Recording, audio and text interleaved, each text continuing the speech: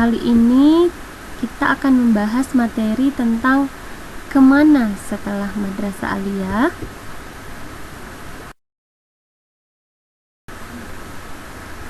Mungkin ada yang akan memilih untuk beristirahat terlebih dahulu setelah melakukan studi di madrasah aliyah 3 tahun. Mungkin ada di antara Ananda yang memilih untuk istirahat dulu, nggak usah melanjutkan studi. Berikutnya ada yang memilih kursus keterampilan, bisa kursus memasak, kursus komputer, dan sebagainya. Atau mungkin ada di antara kita yang memilih, Bu, bekerja dulu deh, baru kuliah. Atau ada mungkin juga di antara kita yang memilih bekerja sambil kuliah. Boleh. Atau ada yang di antara kita sudah siap, merasa sudah siap untuk menjadi suami atau istri, berarti kita memilih untuk menikah setelah tamat madrasah aliyah. Atau jika kita mampu, kita melanjutkan studi ke perguruan tinggi. Baik, yang akan kita bahas pada materi kita kali ini, jika Ananda memilih untuk melanjutkan studi ke perguruan tinggi, merencanakan kelanjutan studi. Bagaimana kita merencanakan? Ada beberapa hal yang harus diperhatikan. Yang pertama, saat kita menentukan pilihan untuk melanjutkan studi ke perguruan tinggi adalah status dan akreditasi perguruan tinggi. Jadi status perguruan tinggi itu sebenarnya ada 2, yaitu perguruan tinggi negeri atau perguruan tinggi swasta. Berikutnya perlu kita perhatikan adalah akreditasi perguruan tinggi yang kita pilih. Apakah akreditasinya sudah A, B atau C, atau baru terdaftar, atau hanya mendapat izin operasional. Ibu sarankan Ananda memilih minimal perguruan tinggi yang sudah memiliki akreditasi B, agar memudahkan Ananda untuk melamar pekerjaan setelah menamatkan studi di perguruan tinggi nanti. Berikutnya, hal yang harus kita perhatikan adalah jalur, jenjang pendidikan, dan bentuk perguruan tinggi. Dari segi jalur pendidikan, perguruan tinggi di Indonesia itu ada 2 jalur. Yang pertama, jalur akademik. Jalur akademik ini biasa disebut dengan jenjang sarjana, di mana lebih menekankan pada penguasaan ilmu pengetahuan serta pengembangannya. Jalur pendidikan akademik diselenggarakan oleh universitas, institut, serta sekolah tinggi. Yang berikutnya adalah jalur profesional. Jalur ini sering disebut dengan jenjang diploma, menekankan pada penerapan keahlian tertentu.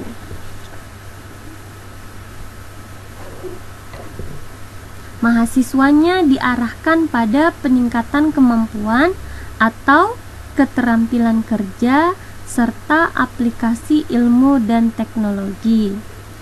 Berikutnya yang kita harus perhatikan adalah jenjang pendidikan yang akan kita pilih.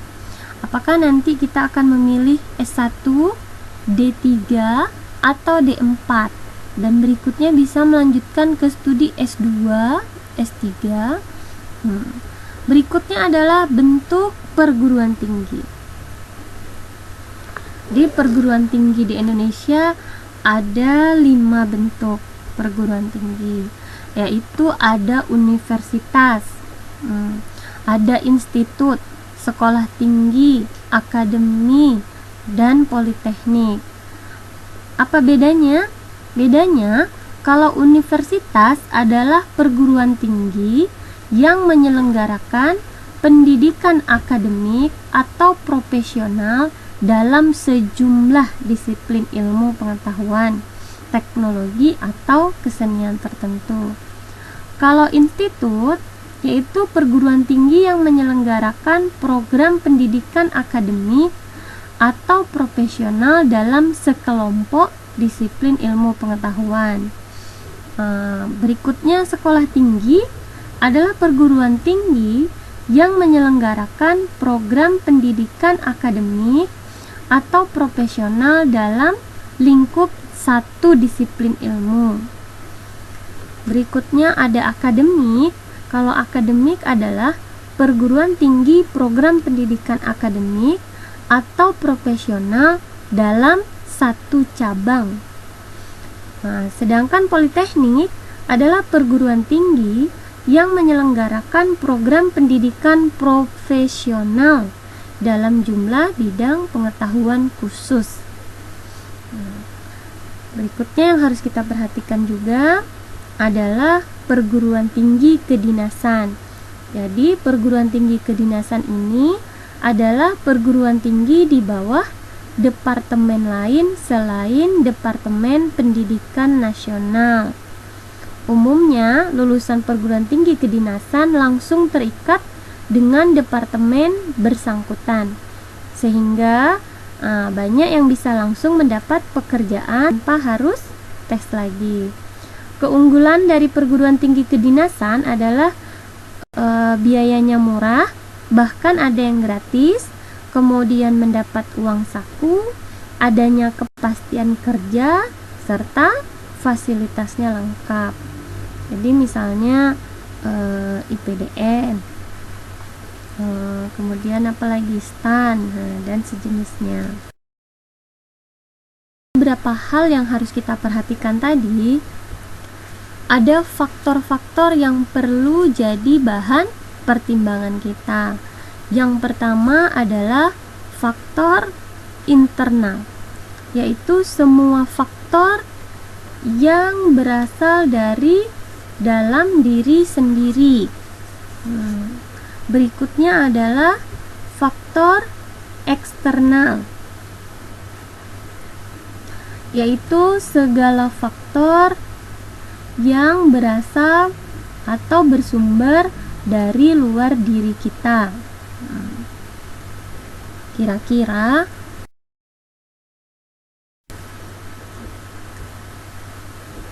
yang pertama ada prestasi atau hasil belajar, yaitu hasil belajar dari tiap pelajaran yang dicapai oleh siswa dalam waktu tertentu. Berikutnya adalah minat. Minat itu berkaitan dengan hal yang kita sukai atau tidak sukai, kemudian keinginan. Berikutnya adalah aspirasi karir, yaitu cita-cita pekerjaan yang ingin kita capai nanti. Kemudian tipe kepribadian, kemudian intelijensi atau kecerdasan, dan terakhir adalah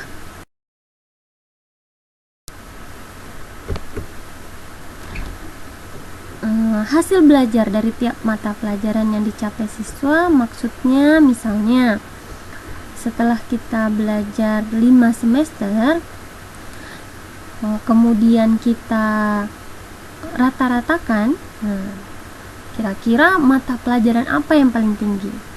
Misalnya ternyata kita yang paling tinggi itu adalah mata pelajaran keagamaan.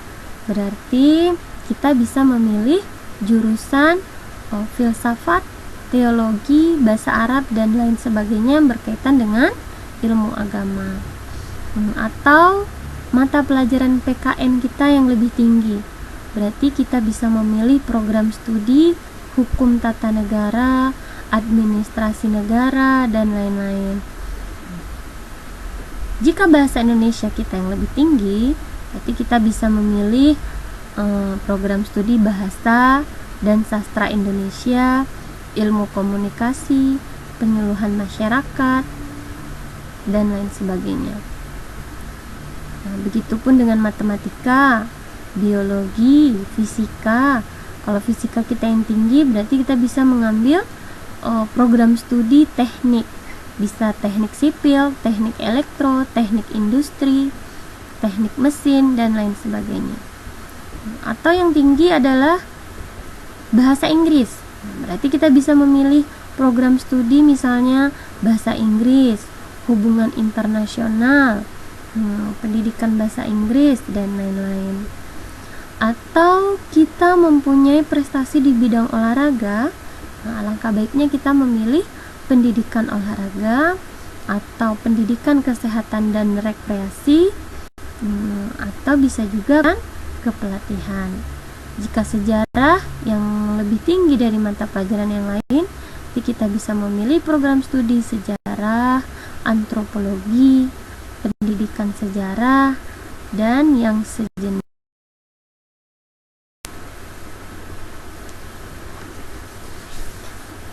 Berikutnya adalah faktor yang perlu kita pertimbangkan. Dari faktor internal adalah minat. Jadi minat ini adalah salah satu tanda kemantapan dan kesiapan seseorang untuk memilih dalam belajar, dalam pekerjaan, dalam usaha, dalam karir, dan lainnya. Jadi sebenarnya minat ini sifatnya subjektif karena masing-masing kita berbeda minatnya. Jadi erat hubungannya dengan rasa suka atau tidak suka, tertarik atau tidak, senang atau tidak senang. Jadi minat ini bisa dikelompokkan dalam 10 kelompok minat. Yang pertama ada minat outdoor. Jadi kelompok minat ini menyukai kegiatan-kegiatan yang biasanya dilakukan di luar rumah atau alam sekitar atau bersifat lapangan. Jadi misalnya pekerjaan seperti peternak, petani, nelayan, pengawas bangunan, dan lain sebagainya. Maka dalam memilih jurusan di perguruan tinggi kita bisa mengambil misalnya program studi teknik, kemudian pertanian, dan sejenisnya.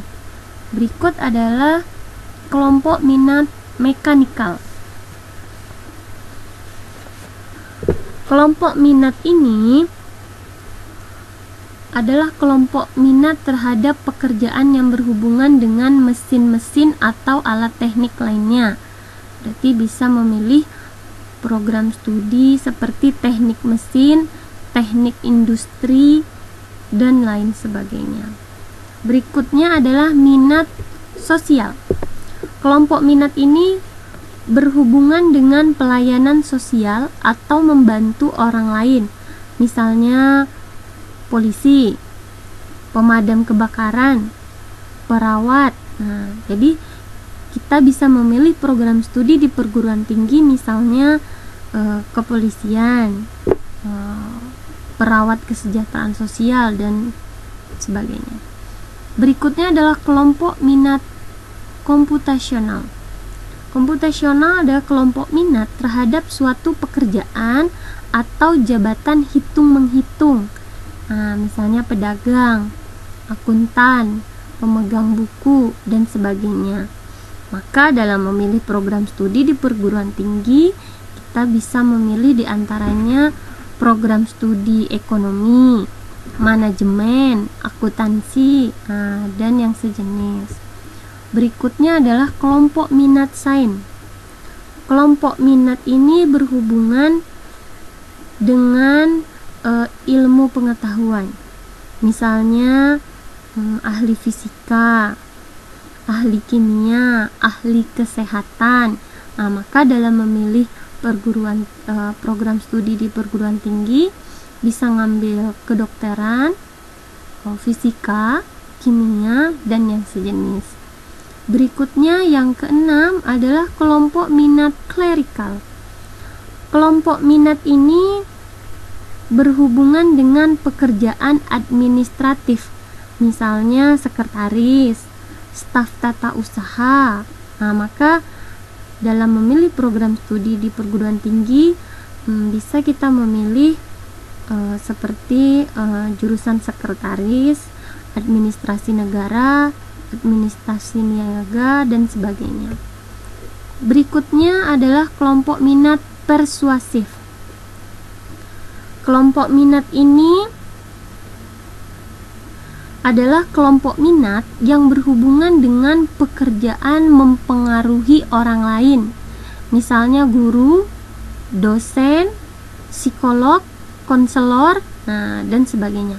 Berarti bisa kita pilih program studi nanti seperti keguruan, psikologi, komunikasi, dan sejenisnya. Berikut yang ke-8 adalah kelompok minat musikal. Kelompok minat yang berhubungan dengan musik, misalnya penyanyi, pencipta lagu, penari. Maka kita bisa milih program studi seperti seni musik, seni tari, dan yang sejenis. Berikutnya adalah kelompok minat artistik. Kelompok minat yang berkaitan dengan pekerjaan kesenian, misalnya pekerjaan pelukis, pemahat, bintang film, dekorator, dan sebagainya. Maka hampir sama dengan musikal. Berarti kita bisa memilih seni lukis, seni tari, seni drama, perfilman, dan yang sejenis. Berikutnya adalah kelompok minat literalis, yaitu kelompok minat yang berkaitan dengan tulis-menulis, misalnya wartawan, pengarang, editor, dan sebagainya. Contoh program studinya yang bisa kita pilih nanti seperti jurnalistik, komunikasi, dan yang sejenis. Perlu kita pertimbangkan adalah aspirasi atau cita-cita karir, yaitu keinginan-keinginan yang berhubungan dengan pekerjaan atau kedudukan atau karir masa depan. Misalnya nanti setelah saya tamat kuliah, saya ingin jadi apa? Misalnya pengusaha kah, ingin jadi pedagang kah, ingin jadi dokter. Maka ini jadi salah satu pertimbangan kita. Adalah tipe kepribadian.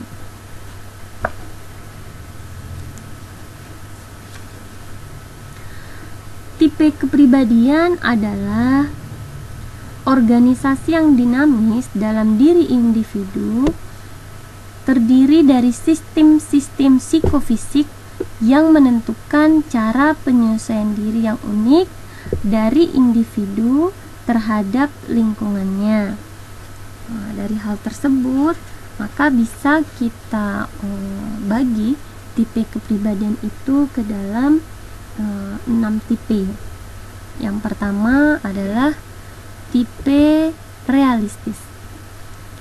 Tipe ini umumnya cenderung untuk memilih lapangan pekerjaan yang berorientasi pada penerapan atau aplikasinya, misalnya petani, peternak, penerbang, pengawas bangunan, atau pekerjaan yang sejenis.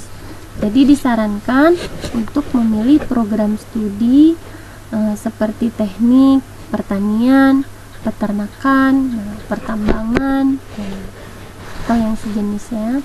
Berikutnya adalah tipe kepribadian intelektual. Tipe ini pada umumnya cenderung memilih lapangan pekerjaan yang berorientasi pada penalaran atau penelaahan. Misalnya penulis, editor, penerbit ilmiah, astronomi, dan pekerjaan yang sejenis. Jadi disarankan kalau Ananda yang memiliki tipe kepribadian ini, yaitu memilih program studi jurnalistik misalnya, atau matematika, statistik, dan yang sejenis. Berikutnya adalah tipe kepribadian sosial. Tipe ini umumnya cenderung memilih lapangan pekerjaan seperti guru, pekerjaan sosial, konselor, psikolog, klinik, terapis, perawat, pemadam kebakaran, dan sebagainya. Berarti disarankan untuk memilih jurusan nanti jurusan keguruan, kemudian psikologi, atau program yang sejenis. Berikutnya, tipe kepribadian konvensional.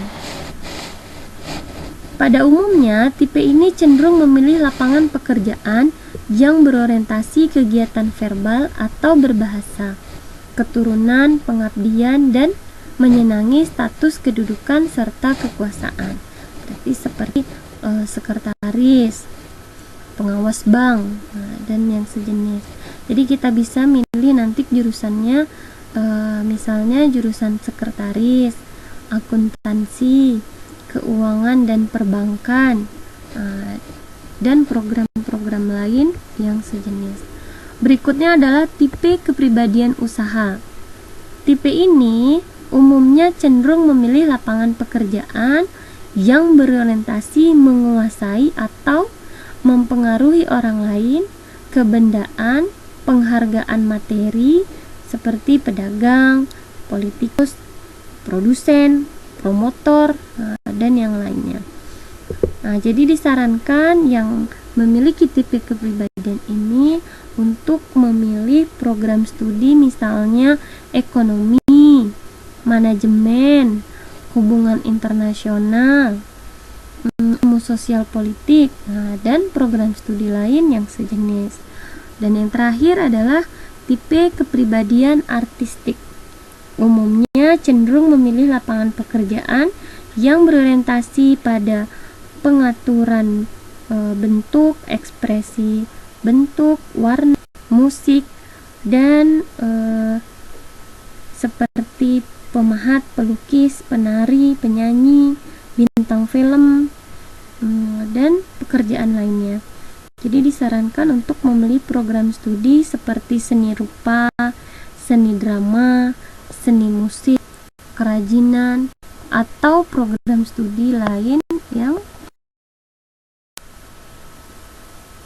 berikutnya yang perlu kita pertimbangkan adalah dari faktor eksternal atau faktor yang berasal dari luar diri kita.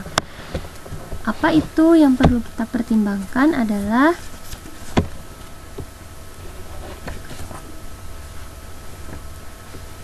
yang dapat mempengaruhi pilihan program studi kita di perguruan tinggi. Yang pertama adalah pertimbangan dari orang tua atau keluarga. Jadi kita tanyakan menurut ayah kita atau menurut ibu atau keluarga lain, misalnya kakak kita yang sudah kuliah, atau paman atau bibi atau keluarga kita yang lain. Berikutnya juga kita pertimbangkan keadaan ekonomi atau faktor keuangan, dana pendukung, sumber biaya yang diberikan orang tua kita untuk kita kuliah nanti. Berikutnya adalah pertimbangan dari guru atau wali kelas, karena beliau yang telah mendampingi kita selama 3 tahun. Tentunya guru atau wali kelas kita sedikit banyaknya mempunyai pertimbangan kira-kira kita lebih cocoknya kemana setelah kita 3 tahun belajar. Berikutnya yang perlu kita pertimbangkan juga adalah faktor kesehatan, karena kita masing-masing kita mempunyai riwayat kesehatan yang berbeda-beda. Beberapa di antara kita ada yang misalnya memiliki alergi terhadap cuaca dingin.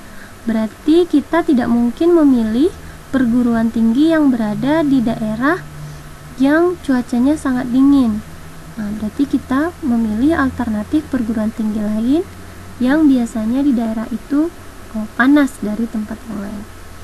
Berikutnya adalah pertimbangan prospek dunia kerja.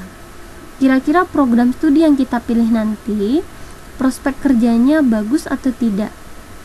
Itu untuk memudahkan kita mencari lapangan pekerjaan setelah kita menamatkan studi di perguruan tinggi. demikianlah materi kita kali ini. Bahwasanya dari penjelasan tadi, maka perguruan tinggi yang tepat bukan berarti perguruan tinggi yang mahal atau perguruan tinggi yang terkenal, tapi perguruan tinggi yang tepat adalah perguruan tinggi yang sesuai dengan minat, kemampuan akademis, serta kondisi sosial ekonomi kita, di samping kredibilitas dari perguruan tinggi yang bersangkutan. Nah, demikianlah materi kita kali ini. Ibu akhiri dengan wabillahi taufik wal hidayah. Assalamualaikum warahmatullahi wabarakatuh.